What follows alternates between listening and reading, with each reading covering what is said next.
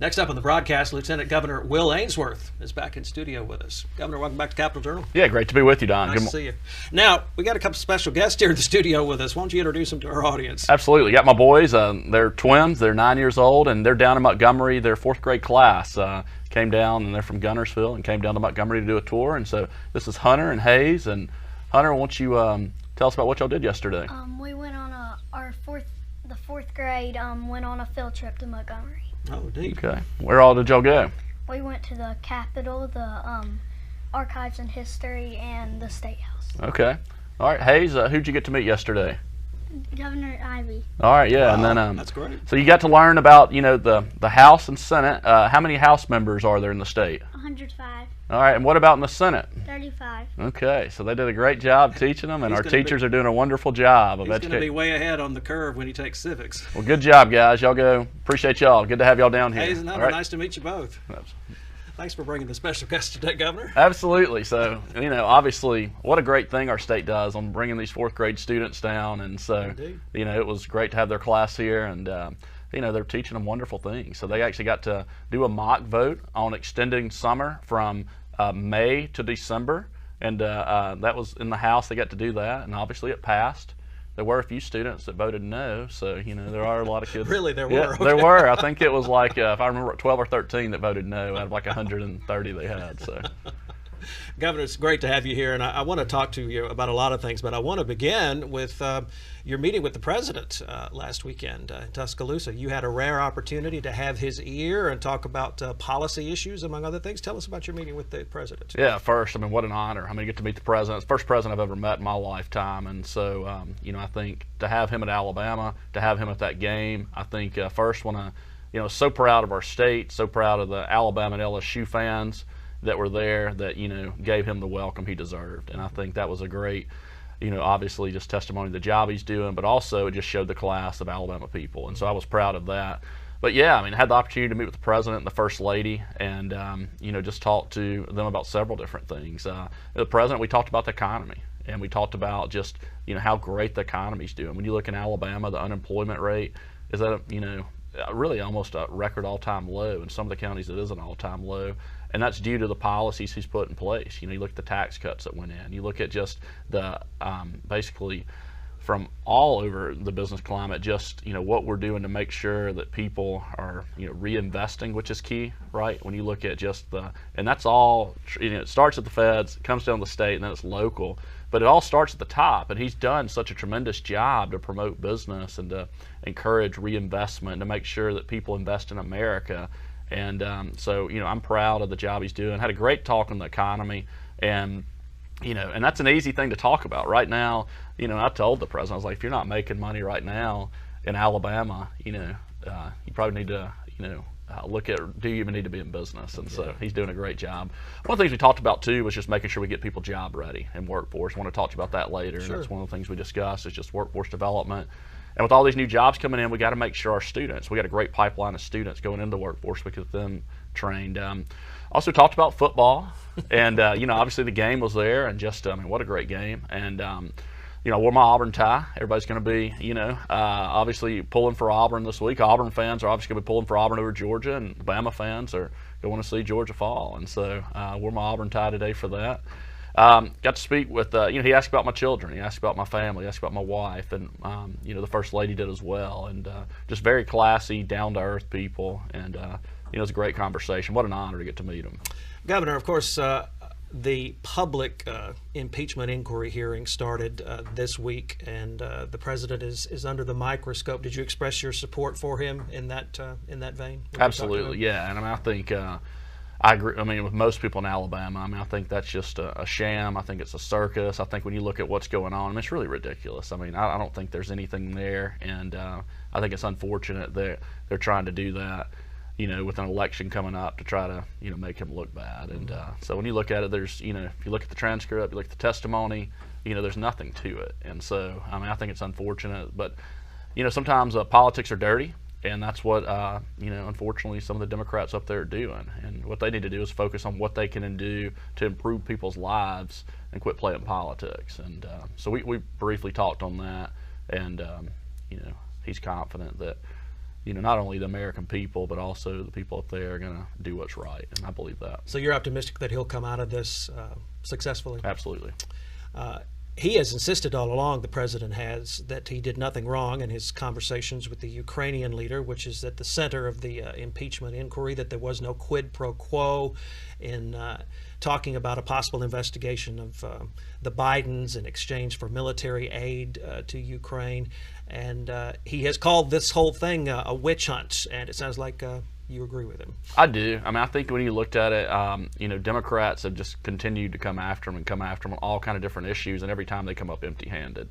And that's the sad thing about politics now, is people just try to destroy other people. What we need to do in this country is look at how can we get people job ready, how can we actually improve the economy, and we need to work on actually things that improve everyday lives. That's what people expect elected officials to do. What's going on in D.C. right now is people are just trying to destroy a good man, and they just continue to do it, and they come up empty-handed. Same thing will happen here. This is definitely just a witch hunt.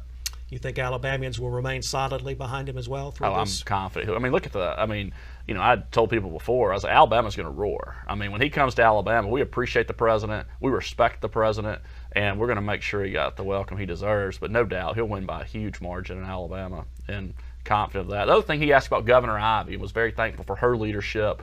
Asked how she was doing. She's doing great. She's as strong as I've ever seen her, working harder than ever, and he was glad to hear that. And so, indeed, yeah. Let's talk about workforce development. You mentioned that that was something you talked with the president about, and I know it's a topic near and dear to your heart. It's one of your primary objectives as Lieutenant Governor. It is, and so when we, fortunate to travel around the state, and when we talk to business owners, one of the things we heard, we've got a great business climate, we have low taxes, great place. We're not a California or New York, meaning that companies aren't leaving our state. They're coming into our state to open for business. And we got great people. What we need to do is make sure we get more and more people trained and continue that pipeline. And so when I talk to businesses, they say the number one limiting factor to growth is more people. And if they could get more people hired, they could grow their business. And so we're really dialed in on the 60 to 65% of the students in this state that do not get a 2 or 4 year degree. Right, so we want to make sure we get those people trained for a 21st century job.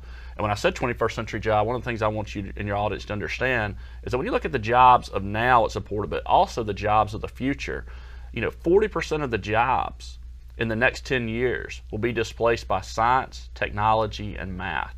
Think about that, 40%. And so we've got to make sure we put a huge emphasis on math, on technology, the STEM programs, right? And that we're getting them ready. But also, I think more so than that group of students that aren't going to a 2 or 4 year college, they're not getting certified, let's get them trained and go right into a pipeline of one of those 21st century jobs. And we've got a bipartisan group. It's made up of House and Senate members, 4 members of the Senate, 4 members of the House. We've got a consultant hired, we got another consultant that's working for free, and we're going in and looking at K through 12. We're looking at the community college system, the Office of Apprenticeships, AIDT. We're looking at our prison population, our veteran population, displaced workers, and we're trying to come up with a master plan for the entire state and to get this done. And I mean, it's going to, to me, this is something that can continue to move our state forward. There's going to be more and more businesses coming here. So we've got to make sure we get our people in this state trained, because we know we have hardworking people. We got to give them the right skill set so they can be successful. You mentioned math being important in this discussion. We got some discouraging news recently about our student math scores in the state. We ranked last in the nation. We got some work to do there. We do, and I think one of the things that the superintendent, Eric Mackey, and certainly let him speak for himself, but I think one of the things I'm for, and I think he's for as well, is making sure we get math instructors, just like we have Alabama Reading Initiative, we have reading coaches, we got to get math coaches in our school. I think this next session, you'll see that be a priority in the education budget, because we've got some work to do in math. I mean, we've got to get our students up to par, and we need to compete in math, because that's the future. I mean, it really is. I mean, math and science and technology is so important, and we've got to make sure our students can compete. And so we've got to do some things different, and we've got to have some honest conversations about where we're at and where we need to go. So you think we'll see pretty aggressive leadership in that vein where math is concerned in the upcoming legislative No session? doubt, yeah. I think math's going to be a priority, and I think we've got some work to do there. I want to spend just a minute or two talking about 2 big things that will be on lawmakers' plates when they come back into session. Prison reform will be the biggest one, probably, and there's a renewed talk of a lottery. Let's begin with prison reform very briefly. Lawmakers have got to get this done, right? Yeah, absolutely. And so we've already done, you look at the lawsuit, one of the biggest issues was the officer to inmate ratio. all right? And so that was a big concern in the lawsuit. We hired 500 new officers, plus we had to make sure we increased their pay. We addressed that last session. A lot of issues with potentially sentencing reform, that people are looking at, but also facilities is part of this. And the question is, do you go in and renovate facilities, or do you go in and build new facilities to give you even, better capacity or additional capacity? And that's kind of the conversations that are being had. The governor's taking the lead on this and doing a great job. And, once she comes up with a plan, we'll analyze it and, make sure, I'm sure it's something we'll get behind and support. But the courts are watching, so the pressure's on, right? Yeah, and we're working with the courts, and they understand that. And the fact that we've already started addressing some of these issues, such as what I mentioned on the 500 new officers that are hired, that's, they like that. But there's more we have to do. And, Governor Ivey says it's an Alabama problem. We need an Alabama solution. And so we're working to continue to make sure that we get that solution finalized. We had U.S. Attorney Jay Town on the show last weekend, and he is, of course, leading the negotiations with the state for the U.S. Justice Department. He said he was very optimistic that things were moving in the right direction as he viewed them. Yeah, he came and visited with our caucus, last session, and very thankful for his leadership in the state, very thankful that he's engaged on this issue, and I think all of us are optimistic that we're going to solve this problem and then put it behind us. I want to close by talking about the lottery. There's a lot of discussion that the lottery may be back before lawmakers this year. The issue really heated up this week when the Porch Band of Creek Indians launched a TV commercial that pushes for a lottery vote in exchange for them getting exclusive gaming rights, among other things. How do you feel about that, just on its face? I haven't had a chance to study their plan, so not going to comment on that. As far as the lottery, I think the people of Alabama are fine with voting. If you want to vote for it, vote for it. If you want to vote against it, vote against it. We'll have to vote on it. It'll require a constitutional amendment. I've always been in favor. Anytime you can let the people vote, let them vote. And then, have the issue out there, have the people that are for it, have the people that are against it, and then look at it. I think, honestly, my personal opinion is I think the lottery would pass. I do believe that. Just from the polling I've seen from the people in the state, I don't think gambling is going to necessarily solve any of our problems in the state.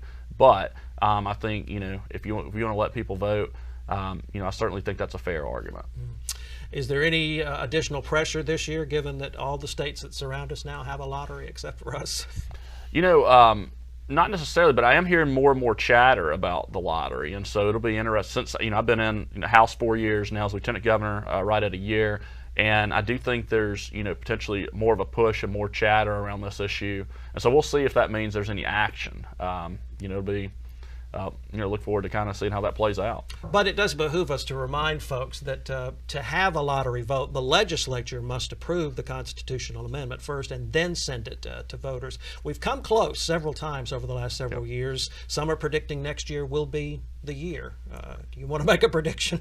Yeah, I don't have a prediction on that. I will say the Senate did pass, a lottery piece of legislation last year. I believe it was Senator Albritton carried that, and it requires a 3/5 vote because it's a constitutional amendment.